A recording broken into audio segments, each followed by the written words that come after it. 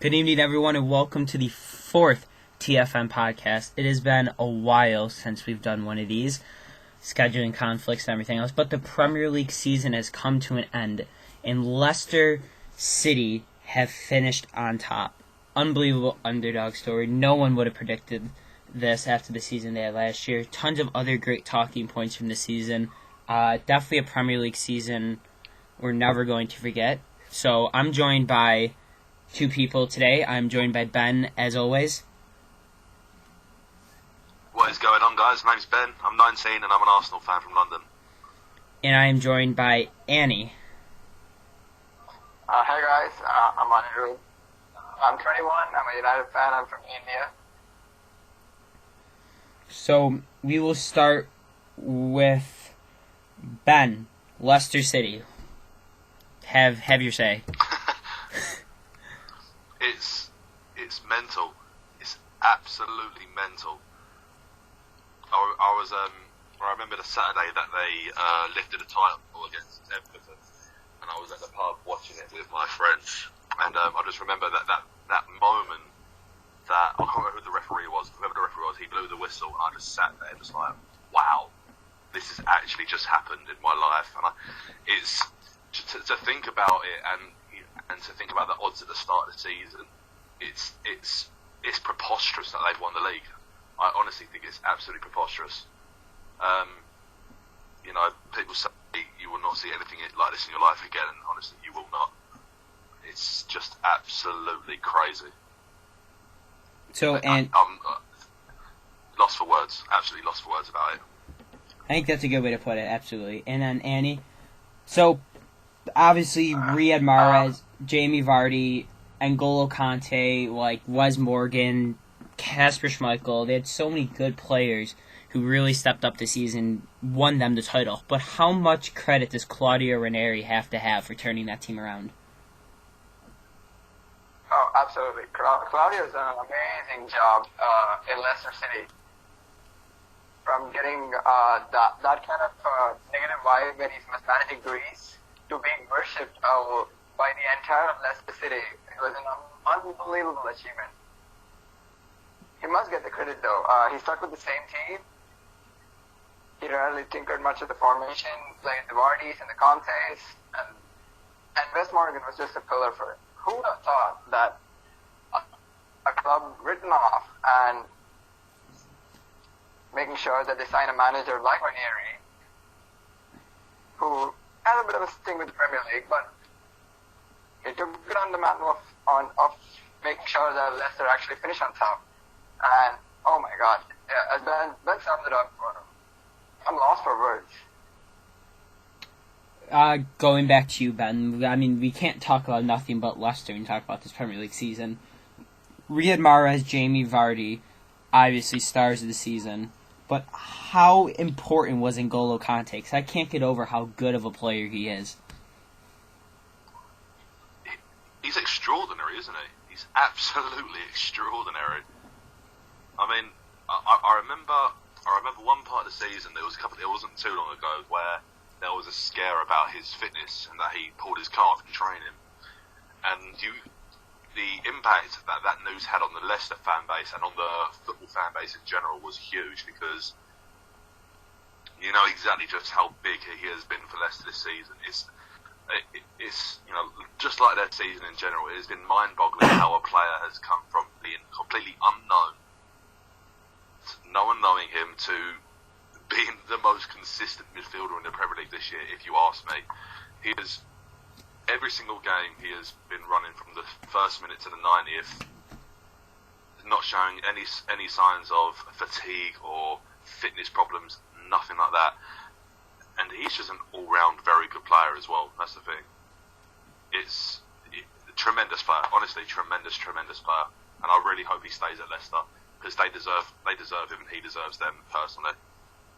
Annie, N'Golo Kante, is he the best French player in the Premier League right now? Does he top Dimitri Payet?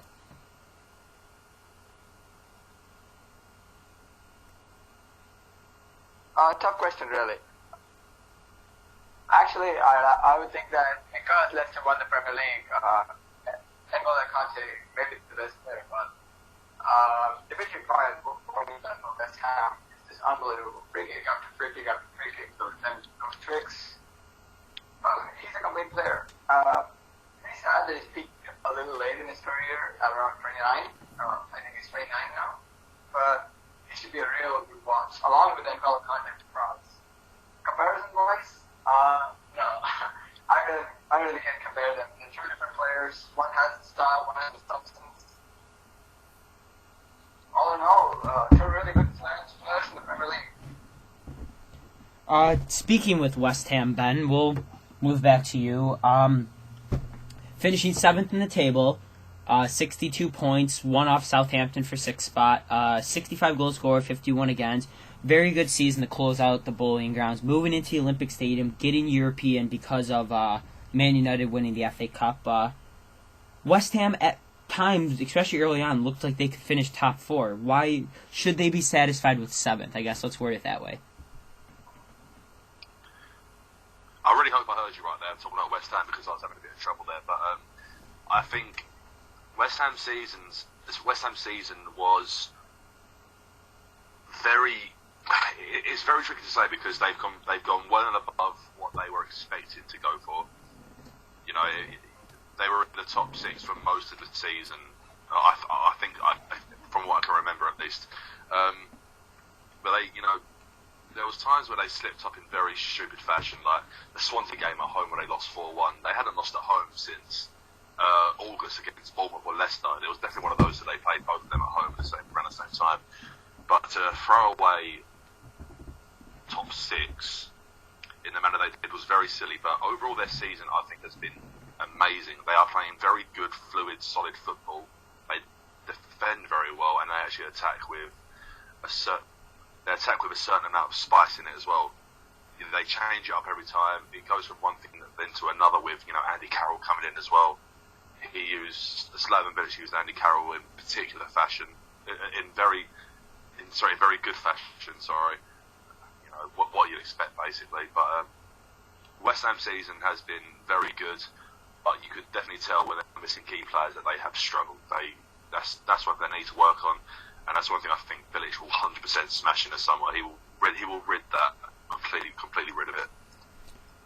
Speaking with West Ham, Annie, do they play the most attractive football in the Premier League? Some have said West Ham, of all 20 teams, they're the most fun to watch. Do you agree with that? Maybe not the best, but the most fun to watch.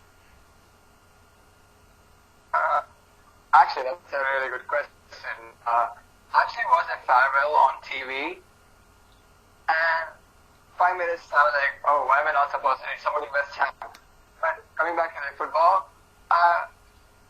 just that when I go with the pundits and saying that West Ham play the long ball tactics when Andy Carroll's playing, coming back to the 3-2 defeat of United to West Ham just like a few weeks back, right? That was actually a really, really good game by West Ham.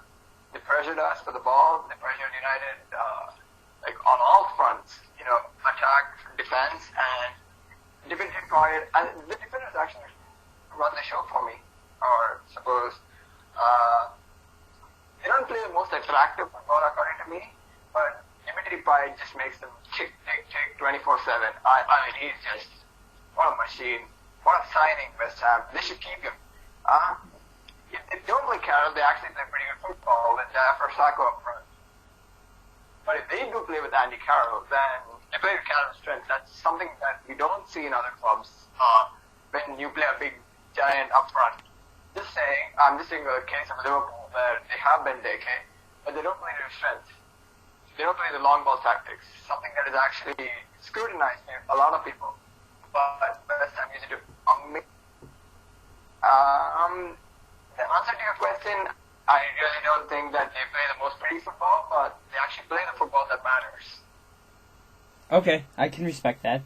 They do. They, like you said, you made some good points. But that Andy Carroll is like going into the season. You're like, this is gonna be another Andy Carroll season, especially when you saw the injury. But he picked it up in the second half. Like in 2016, Andy Carroll made a case for himself as to be even talked about for the Euros. So I props to West Ham. Good season. European next year will be interesting. Ben, So, if you've been a fan of this podcast or follow us or know anything about Ben, he can talk about Arsenal till he's blue in the face. I'm not even going to pose a question. Ben, Arsenal finished second in the Premier League on 71 points. What do you make of Arsenal's season, Ben?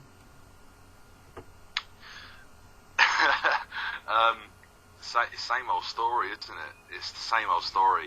I mean, finishing second is it's a sweet ending to it after all the rubbish we had to go through. But one thing that I can look over and say that I have no problem with it is the fact that we took the maximum points out of Leicester. We done our job on Leicester. We completely done our job there. But it was you can't just blame the other teams for not putting in performances against them because Leicester play good football. But yeah, I mean it's somehow we finished second. I mean doing it and with Spurs losing 5-1 on the final day, that was magical, absolutely magical. But on the whole season in general, though, it is disappointing watching the same mistakes happen over and over again, with no plan B or changes for these mistakes. I mean, I don't like being the kind of person to blame injuries, but this season we haven't been completely ravaged by them like we have in previous ones. But there's things do need changing in the way that we play our football, the way that we train, the way that the players stretch out, because you can tell like most of the injuries we have come from muscle-related injuries, not really impact-related injuries like a lot of players do suffer their injury from. But you know, I've for the last 2-3 years now, I've always thought that a new change would be the best thing for our club to go forward. The one thing I'm happy about at the moment is that for the first time in ages, I can see a team of players that really are close, and it really does show. I think it really does show. Like the game against Leicester at home, the way every single player ran to that far corner in the West Stand, I think it was, or I can't remember if it was East or West Stand. It was one of those two. There's a real team spirit there, but it's just annoying that the same mistakes pop up every single season, and that stop us from getting to that Premier League title again. I really hope next season we sign the right players and we can go for a push, but I just hope Wenger gets out of his stubborn kind of mindset that he has at the moment, that everything he does has to go. But that's for us to find out. That's for us to find out. That's a good thing about it all. So it wasn't too long. Absolutely. I bet you kept that under a half an hour. I'm so proud. So let's switch to Annie, Man United. Your Man United. What do you make of Man United? Winning the FA Cup, finishing 5th. Van Gaal gone. Mourinho, new era. Just make sense of everything at Man United. How'd that season go? Okay, I have two perspectives on Man United. Before that, Ben, I would like to make a point on Arsenal, because talking about signings, Perisic winning the Golden Glove, Becker's vindicated. That was a brilliant signing. Perisic to Arsenal, although he's made 2 or 3 mistakes. Come on, he won the Golden Glove. I think he will make signings to make Arsenal better. Okay, coming back to United, I really don't think Mourinho is the perfect fit for United. Because a lot of people have been complaining that he won't bring in youth. And yesterday I was talking to one of my friends, and he says, Mourinho, I hope he plays Arsenal for 5 minutes in the season. If that's the scare that he's giving us, then, oh my God, then he will not play a single youth player. And the other thing is, we should have finished 4th. Much to the stick that Mauro and Fellaini gets, we did miss him at West Ham. We lost at West Ham. We lost our 4th place. It was a mistake. It was our fault, primarily. We finished 5th. That's actually below par, considering the recent resurgence under Van Gaal, if you could put it in quotes.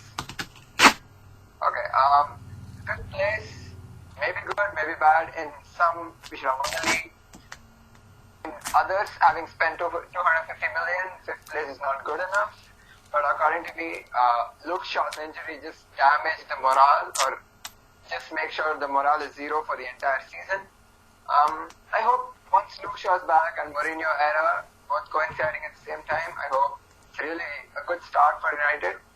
And let's just hope, Mourinho does not do any of those stunts that he pulled off at Chelsea during his final tenure and his final months. And hopefully it's a really a joyous United side to watch for next season. Absolutely. All right, I can't disagree with anything you say there. I absolutely agree with Mourinho. I've been someone who's been saying for a while Mourinho is not right for United. I think this team's going in a direction where we've already invested into the youth, and we saw them so far this year, and that's something we've always brought ourselves to, and I think we're going to see, I don't even know how to describe it, but like what happened with the class of 92 in like the late 90s, early 2000s, that core class of youth. Now, obviously, Marcus Rashford is no like David Beckham, but I think that idea of this class of youth is just going to come in, take out everything we've established, and just restart themselves. I think we're going to see an era at United within the next couple years when these players hit their primes, blended with the right other talent brought in, and we're going to see the return of something special at United. It's hard to see coming, but it's something that you would almost expect because it is Man United. But switching topics from Man United, I think we are going to switch to a team who was up and down all season. Talking about youth is Southampton. Fantastic youth club. They've developed so much great youth throughout the years. They sold a lot of their youth this year. They struggled. They were towards the bottom of the table, and they finished sixth. They pulled it out of nowhere on 63 points, 3 off United. Ben, what do you make of Southampton's season? I think Southampton. Their season's been, like you said, it was actually very up and down. I'm still a bit baffled as to how they finished in the top 6. Though. That is a huge achievement for Ronald Koeman, and I think the fans should be absolutely over the moon with that. They only got promoted back up to the Premier League. Was it 4 seasons ago? 3 or 4 seasons ago, and it's crazy to see them back up where they are now. Ronald Koeman is a very, very good manager. He sets his team up for the game, for the team they're playing against. He doesn't stick with the same tactics every single time. And he's something else about Southampton, right, is that they are a very, very likeable team for a neutral fan. You could ask a lot of people, a lot of football fans, and just say, do you like Southampton as a football club, even if you're not a fan? I guarantee at least 80% of those people, 90% of them will say yes, they do, because they got good fans, they got a good team, and they've got a very likeable manager as well. So I think their season has been a huge success, even with the massive drop of form they had. I think it was around the start of the year, or halfway through the season, around there. They had a very, very weird time then. But their second for the final third quarter of the season has been very, very impressive. Going to Tottenham, taking all 3 points there. When this is when Tottenham were looking to, confirm their second place spot, and then Southampton said, no, that's not happening. We're coming here, we're winning, we're getting top 6. I think Ronald Koeman deserves a lot more plaudits than what he gets at the moment. In the next 10 years, easily in the next 10 years, he will be at one of the top teams in Europe, and he will be winning trophies. I think he'll be winning trophies like managers like Pep Guardiola have been, like Jose have been, like Ancelotti does. I seriously think so. He will be at that level, because what he's doing with Southampton, which isn't player for player the best team in the league, to have them at 6 is big. It's big if you ask me. It really is. I agree with you, Ben. Actually, I was actually thinking about Charlie Austin, the signing. What an amazing signing! How much did they pay? 4 million, 5 million? Yeah, it was like 3.5 or He something. pops up and scores It was the winner. cheap. It was cheap, wasn't it? It wasn't expensive It at was. all. What an amazing deal! I mean, Ronald Koeman pulls off these deals like it's in the back of his hand. Cuco Martina. Oh, one unbelievable shot against. Was it against Arsenal? I'm sorry, Ben. Yes, it but was. against Arsenal. It was in the top 5 goals of the season, if you ask me. Amazing. Oh, That technique was out of this world. That's a fantastic point, though, about Cuco Martina. Charlie Austin. Go on, John. Oh, no, I was just saying that's a fantastic point about Charlie Austin, and Koeman's transfer policy is he's proven media wrong. I've been someone who's criticized Koeman and the way Southampton treats their academy in the past, and he's proved the media wrong, and that's just something that those top managers need to be able to do. And the other thing I wanted to say about the youth policy of Southampton, oh my God, how many players have we seen graduate up the academy? Ward-Prowse, Luke Shaw, Target. The amount of people I have seen from Southampton is unbelievable. Nathaniel was bought from Palace, I'm sorry. But the amount of players that have come through the academy and are representing England, that is just mind-blowing. Let's say Callum Chambers. Defense, attack. Oh. Gareth Bale. We're forgetting about that Gareth guy, aren't we? Just a little-known player named Gareth Bale. They are just a very likeable team, aren't they? You can't have a bad word to say against them. Exactly. I am 100% on your side, Ben. Now, a team I know Ben hates, probably Andy does too, but Andy, maybe talk about him. Speaking about managers who are going to be best in the world, is Mauricio Pochettino in Tottenham. Dele Alli, arguably the signing of the decade in the Premier League, maybe. He's hands down one of the greatest players I've seen play football in my lifetime. And I've seen thousands of football matches, and I can't talk enough about Dele Alli and Harry Kane and just that Tottenham team.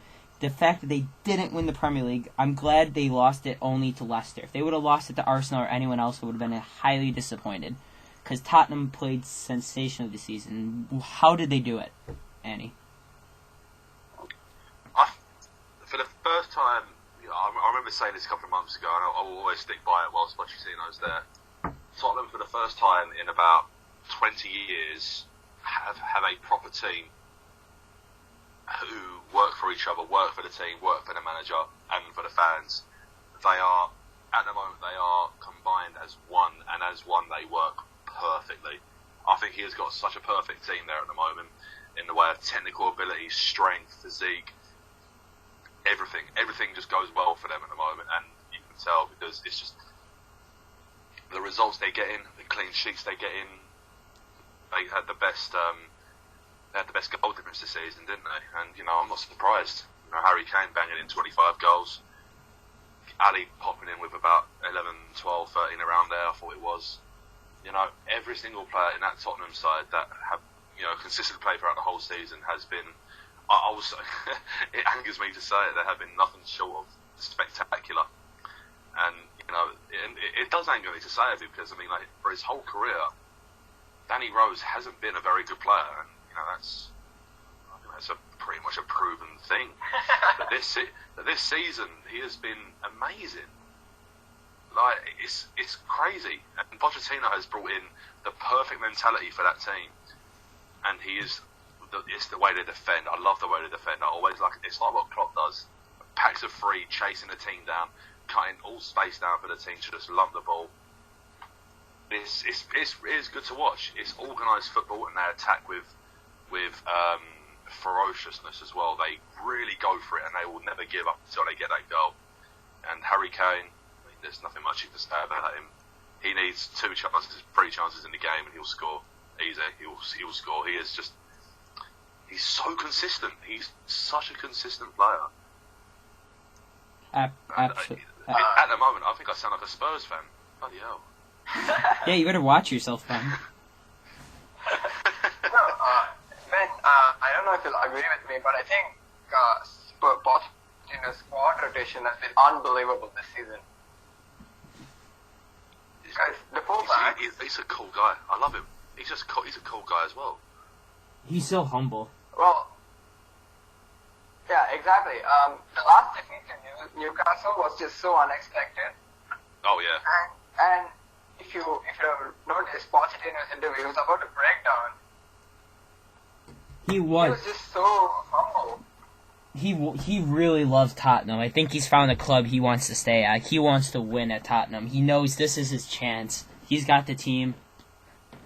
I wish he would have utilized Christian Eriksen more. I'm a massive Christian Eriksen fanboy. I mean, I have his signed jersey staring at me in the face right now as I record this podcast. But I think he's the playmaker between Dele Alli and Harry Kane that should have been utilized a lot more. Don't get me wrong, Lamella's good. He has his moments. Chadley has his moments. But Eriksen was forced into this wide role, and I don't think it suits him at all. It's the only criticism I have of Pochettino. But I'm a little biased, as I said, towards Eriksen. But that's a different discussion for another day. We're gonna move on to keeping with the trend of good managers. Eddie Howe in Bournemouth. Annie, finishing 16th, not great. They avoided the drop, but they looked good at some moments. I mean, they beat Man United. How good was Bournemouth's season? Can you say it was good, or can you say they need a lot more improvement? At the start of the season, everybody was predicting Bournemouth to go straight back down, and since watching the Championship season before the one that's just passed, Eddie Howe had them playing tremendous football, and they showed that in the Premier League this season. But as always, as football basically goes, the team with the better players normally does come out on top, and that showed a lot against Bournemouth. As player for player, a lot of teams are going to run over them, and that's a straight up fact. But still, they played very good, organised, fluid football. And, players like Matt Ritchie, Andy King, Josh King, sorry, my bad, wrong player. These kind of players, they suit his football perfectly. They are very versatile players, and their season has been a season of ups and downs for them. They've had a couple of very big results. They have had a couple of big results that they should be extremely proud of. Eddie Howe 100% deserves to stay there. If they sack Eddie Howe, then I'm not sure who the owner is. He needs to have a right old word with himself, because Eddie Howe has done a tremendous job taking that club from, I don't know if it was in League 1 or 2, wherever they were, and look at them now, they're in the Premier League. I mean, once they knew they were safe, they did take their foot off the gas, because they were getting good results. There was a really good consistent pattern where they were getting result after result. Point there, 3 points there, another point there. But 16th is, for the season they've had, I feel 16th is very unjustified, because they have played very, very good football, and they deserve to be in the Premier League. That's the end of it. They deserve to be in the Premier League, because they are a very good team with a good manager, and they play very, very good football.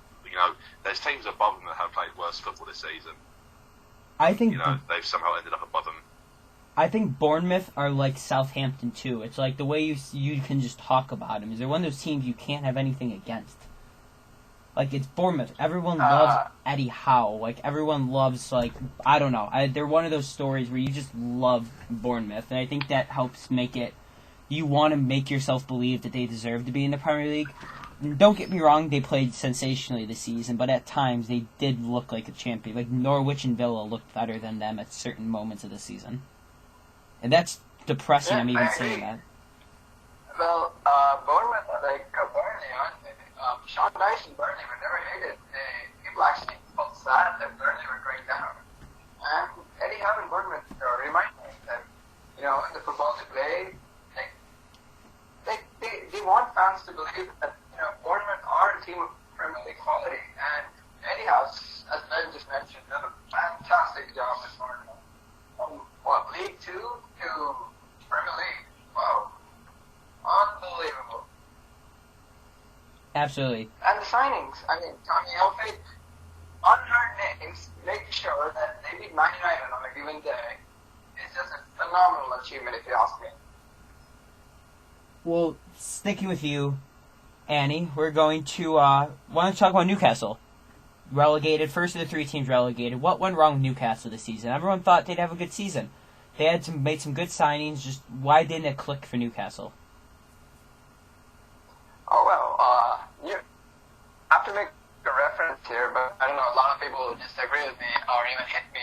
But I'll tell you, Man United is a rich man's Newcastle, only with a little bit more results. Well, spending that much money, like say 80 million for a bottom club. Now I'm referring to bottom because they finished obviously in the relegation position, but 70 million, Steve McLaren had the right and the liberty to go and buy players, which he did. But a quality management like Steve McLaren, you wouldn't expect Newcastle to do so, like, non-existent in the Premier League. The two results that came on their way were Tottenham 5-1, Newcastle at home. Jorginho Wijnaldum was fantastic signing. I mean, he played so well at home, but non-existent away. And, you know, I think, correct me if I'm wrong here, but you need a striker of, say, like a Glenn Murray or a Danny Graham when he first came and played for Swansea in Premier League. Alexander Mitrovic, okay, he's a good goal scorer, but he's very inconsistent. And they got Rafa in very late. I mean, they realized it very late, and before he could do anything, Newcastle are down, and it turned out to be a very wretched season for them. I just hope that Newcastle stick with Rafa and get back up immediately, as soon as possible, because the more time in the championship, it's going to be dreaded. Real quick, staying with you, do you think Rafa Benitez should stay through all of next season? Should he be here for the long run? Is he the manager who can fix this team? I think. Newcastle is just. I think. Honestly, if you ask me, I think they've got what they deserve for the season that they've had. They were in more than 50% of the games they played this season. They were absolutely atrocious, and that was mainly when they were under Steve McLaren. The guy is a joke of a manager. He is an absolute joke of a manager, and the fact that he once had the England job, it's mental. It's absolutely mental, and he didn't seem to have any control over the players, over the club at all, and he just lost it. He just completely lost it, and it's a shame because Newcastle are a huge football team. They are a big, big, big football team. You know, nothing has just gone right from this season. Nothing has gone right from it. Oh, you know, it is a shame. You know, it's a shame. Yeah, but when you perform the way that they did, you don't deserve to be in the Premier League. It is really as simple as that. You know, games they had to win, they drew, they've lost. They lost plenty. Too many. They lost too many this season that they should have been getting results from. And, you know, the first half of the season, how many games did they lose at home? They lost loads. They lost so many games at home in the first half of the season. And, you know, you think of a huge 50,000 seater stadium like St James's Park, and you're losing all those home games. Yeah, in a way, if you're playing football like that, you get what you deserve. Especially for the ticket prices they have. Like, they're still trying to sell a ticket for like £45. Like, who's going to watch a relegation battle for £45? It's an absolute joke. Exactly. But they have to, because St James's Park, I couldn't imagine. I don't even want to think about how much that team still owes on that stadium. Like, the money it keeps to keep that stadium. Like, Newcastle, it's going to be a while before they're having a European night back at St James's Park. Oh, yeah. Sweet. That interview that Mike Ashley had, saying, you know, top four, he said Europe will be considered a trophy for this club. And he is right, you know, European for any club that aren't normally in the top six or top four is a huge achievement. But the way that club's been run, the way that things are always changing every couple of months or so, the problems with the fans, it's just it's not right for a club of that size to be run the way they are at the moment. Well, that stingy bastard Mike Ashley doesn't help at all. Like, no, he doesn't. He's done nothing productive for this team. He does give out the money they need. Admit that he does that. That's one thing an owner should do. He gives out a decent amount of money. He could definitely give out a lot more, but he also needs to know what hands to put it into. Like, their director of football, even if that exists, I don't even think Newcastle has a director of football. He doesn't know what he's doing with the money. Giving money to Rafa Benitez will probably be the best thing that Mike Ashley could do. Big questions need to be asked of that club in summer, and where they're going and who's going to take them forwards. I can't see. I'm sorry, Rafa. I really can't see Rafa being there. I'm sorry. The guy's a Champions League winner for crying out loud. But this is like something perfect for his resume. Like, this is something he wants to. Rafa Benitez is already considered one of the best managers of the last 3 decades. He could solidify himself in history, though. Like, he could pull the Jose Mourinho of Porto at Newcastle.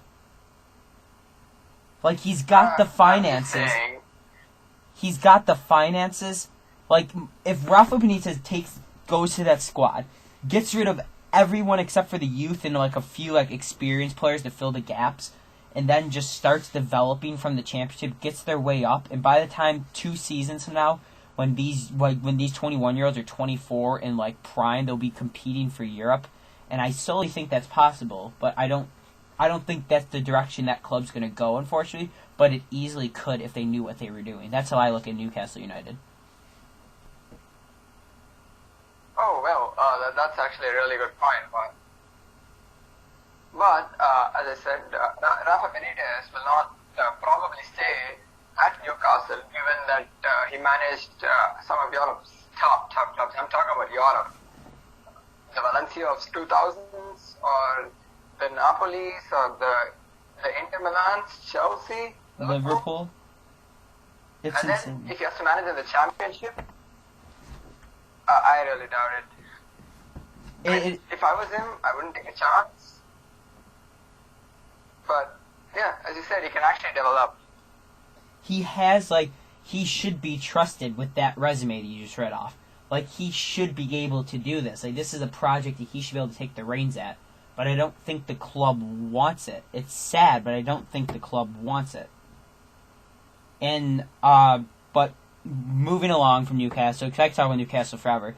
Ben, Norwich City, 19th in the Premier League. Very disappointing season. Really didn't have a lot of bright moments, let's say. I love Alex Neil. I think Alex Neil is a sensational manager. He deserves better than Norwich City. But what happened? Why are Norwich going back down already?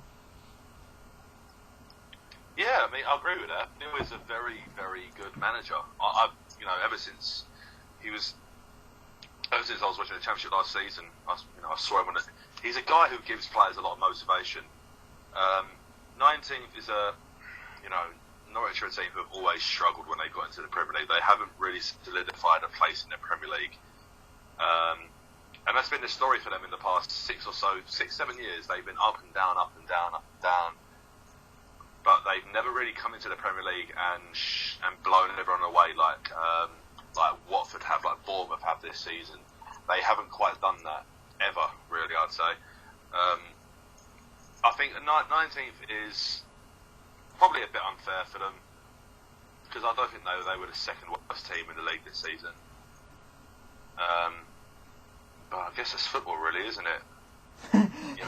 The greatest. I think they're a good side. I do think they're a good side. They have got good players, but they haven't got the. It's tricky to explain. They haven't got that magic spark that a club needs to stay in the Premier League and solidify a place. I think that's what they're missing at the moment. I think maybe they're not the richest of all clubs. They're not hugely rich, but give it 5-6 years, they will be easily back in the Premier League by then.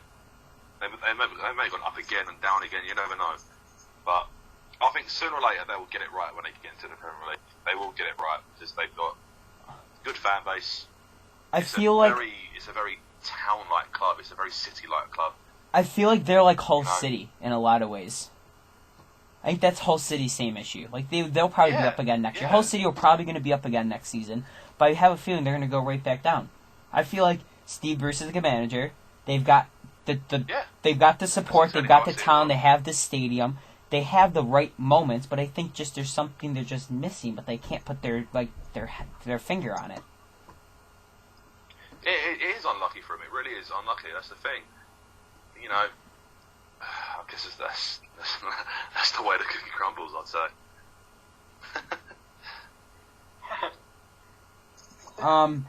Actually, I've been thinking. Well, Newcastle or Norwich would have actually survived if they had played those rigid tactics like West Brom play. Because West Brom, they don't play the most attractive football. 20 points just sets them like two banks of four. And Cyber Berry, and Ron just play in the front, all on their own. But they get the results when matters. Look, even though Newcastle won 5 and 6 away or home, it didn't matter for them because West Brom ultimately finished 13 and 14, but Newcastle were relegated. So, you should have a platform in the defense or the midfield, which these clubs don't have. Come on, your captain Sebastian Bassong has been relegated from the Premier League 6 times. No, rest in peace, Bassong. 6 times. Well, if you're building on base, on players that have a lot of experience of getting relegated, according to me, that's not how you build a club. Like as Ben said, 5-6 years, who knows? They might be up. They might actually pull off a West Brom. Or just saying, just put Sam Allardyce or Tony Cooling as manager. I'll just say, let's take a safe bet that Norwich will survive. Absolutely.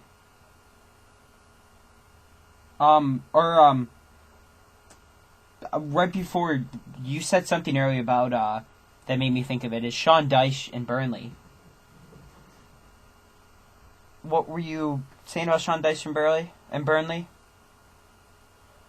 Oh, Sean Dyche is just an unbelievable manager. He is. I followed Burnley the whole season, this season, and they were just unbelievable. They gave Middlesbrough the run for the money. They actually held out the challenge of Brighton. And you do not expect Burnley to be dropped from the Premier League and then come back up immediately. And I just hope they survive next season purely because Sean Dyche is a wonderful manager. He knows his players, he knows his squad, he knows how to pull the strings. And he knows how the club is run. So he's also admired by the fans as well. The fans like him no matter what happens to him. That's the thing. They stuck with him even through the relegation the season before last, and that's something special to have with a club. I think he has got a real connection with the club, and the club have a real connection with him. It's perfect. I think it's perfect for Burnley at the moment. See, that's what I want to happen with Ryan Giggs and Man United. I think that relationship can happen, but everyone is too freaking stuck up about having Ryan Giggs take over. But that same thing could happen. That Sean Dyche, that Ryan Giggs could... I'm sorry, it's just so frustrating. Because, I want that manager relationship at United, and it's not going to happen. Because half the fan base is going to hate Mourinho, and you know it's going to happen. It's just one... Okay, never mind. I'm getting off topic. Last team in the table from this year. Aston Villa. God knows what the hell happened with them. Everything just went down the shitter. So, I'm going to let you each have your say about Villa, starting with Ben. It's... Oh, God. It's one of the most embarrassing Premier League Premier League campaigns for Aston Villa since, I think, Derby's. It was around 10 years ago. Was it 07? Yeah, was it 07? Yeah. Oh, 06, 07, yeah, that was a dreadful season. That was one of the worst performances in a Premier League season. Sorry, over the whole season since that. I think they just didn't turn up for any game. Well, actually, the first game of the season against Bournemouth, I think that was it. And the other 37 games were just. Is this nine round of fixtures? The 10th team was like non-existent. Just give them the 3 points and walk away. Exactly. They just. Mika Richards, I've always been a fan of Mika Richards, but this season he looked so out of depth. He looked like a broken man. Julian Lescott, I think halfway through the season, something in his head went, and he just said, "Do you know what? I don't care. I'm on 60 grand a week, 70 grand a week, wherever he's on. I'm just gonna not bother anymore." And that is literally how he played throughout the rest of the season. And you could tell he was just lazy. He was lethargic. I mean, and the scandal, I call it a scandal, but the moment where his pocket tweeted out the photo of a 300 grand Mercedes car, McLaren car, whatever one it was, I think that just summed up. The players were just not, they weren't asked about the season, they weren't asked about the club, because they knew what was happening, they knew what was coming, they lost their heads too early. And Villa has such... That was it. Sorry, Annie, you go, Annie. Like adding to what Ben said, Julian Lescott, after they got relegated, I mean, he just pops up with a comment saying that's a lot of weight off our shoulders. That is not what you expect from a Premier League player. No, absolutely not. A former City guy, a former Everton guy, you do not expect him to get relegated and give some kind of a comment like this that actually will anger the fans. I mean, isn't he also a Premier League winner? I'm pretty sure he's won the Premier League, hasn't he? Yeah, 2012 then. He won that title with City, I guess. Yeah, I think he did, didn't he? Yeah. And 3-4 seasons later, he's down with Villa. It's crazy. Oh, there's no way they keep his contract. If Julian Lescott's in a Villa uniform next year, I hope a Villa fan shoots him. Honestly, that man doesn't deserve to play for Villa. That team has way too much history, way too great of a fan base, and is way too much of an emotional wreck right now to have Julian Lescott captaining that side next season. It's gonna be tough. It's gonna be real tough for Villa. Yeah, the fans, they don't like the players. The players don't perform for the fans. And I'll actually tell you, it's a really good sign that Randy Lerner sold the club. He did, yeah, like last week or something. 60 million. He sold it for 10 million more than what Raheem Sterling was worth. Yeah. And that's actually a good sign because the fans actually wanted Randy Lerner out from a very long time. And when they're holding those banners saying that proud history, what future, you actually feel sad for them because, the fans are heartfelt. Arsenal fans are amazing fans. From, Martin O'Neill in 2006 or 2007, if I'm not wrong. Or no, not 06, 07. I'm sorry. That's recent when they finished 6th in the Premier League. I think it's crazy how things can change so quickly for clubs. It's really quite mad if you think about it.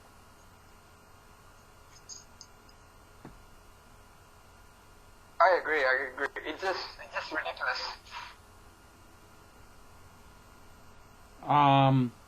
It's just been embarrassing. It's just been one of the most embarrassing seasons. It's just, honestly, there really isn't much you can say about it apart from it's been atrocious, absolutely atrocious. I agree. Then the same thing happened with Queen's Park Rangers, where they spent a lot of money and did not produce the results, and eventually ended up going down. But they had a good relationship between the owner and the fans. Tony Fernandez and the fans had a really good relationship, but this was just out of sorts. I think their season also. Sorry, go on, John. It leaves me speechless. That's all I'm going to say about Aston Villa. So I'll let you talk. I can't grasp what happened to Villa. Sorry, Ben, you can go.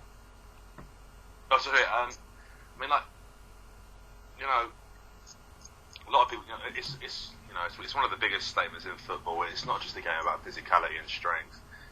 It's all about the mind as well. And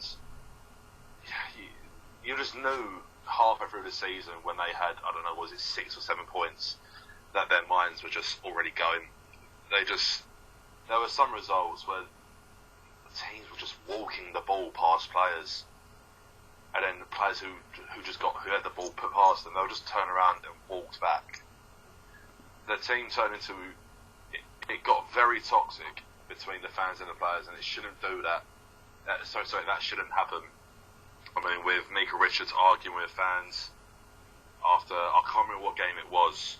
It was definitely an away game, but it's just been a horrible season for him. And if they make it back up to the Premier League, then it is a very big achievement, because this season I would have hated to be an Aston Villa fan. I would be embarrassed to call myself an Aston Villa fan. Absolutely. 100%. What do you think of Jack Grealish? He didn't add to he didn't help anything. He was supposed to save that team. What do you think? Is he going to be gone this summer? I think he just fell out with Tim Sherwood at one point, didn't he? Something happened during the summer. Wasn't it the photos getting leaked of him being drunk somewhere in Maga or something like that? I can't remember. Yeah, he was like smoking a dart, like drinking somewhere. Exactly. Yeah. I mean, at the end of the day, right? He's a professional footballer. He knows what he can and he can't do. There's obviously sometimes when managers say, "Yeah, go and have a drink, have a laugh. You've done something good, whatever." That's justifiable. But when you do it, knowing full well that there will be consequences for your actions, Jack Grealish, for what he done, deserves to be dropped from the starting 11, because he was in the starting 11 last season.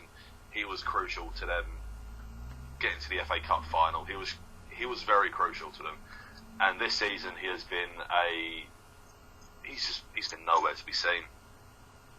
I still think he's a very good young player. He has got very good technical ability, and he is a very good player. But this season has just not gone right for him. It's not gone right for the club. It's not gone right for the fans, and it's all just combined into one. Everything bad has just combined into one, and it has just completely exploded.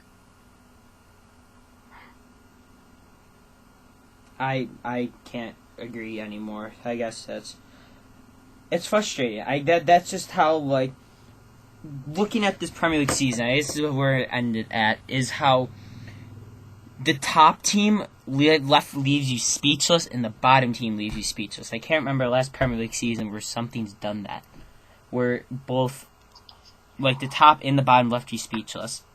Like, most of the time you just expect, like the relegation battle is just like, oh, or like the champion is like something you expected, but I'm left speechless through and through from this Premier League season. And I didn't watch most of it. I watched a lot of Bundesliga, a lot of other football, because at some points the Premier League felt dry to me. But I think talking point wise, this is one of the best Premier League seasons in a couple years. So I think that's where we're going to leave it. Premier League season in the books. Next will be June 7th will be the first Euro podcast, so make sure you do subscribe to the Football Network. Follow us on Instagram, Snapchat, and Twitter. Like us on Facebook. And check out both of these guys in the description below. And until next time, peace. See you later, guys. See you, guys.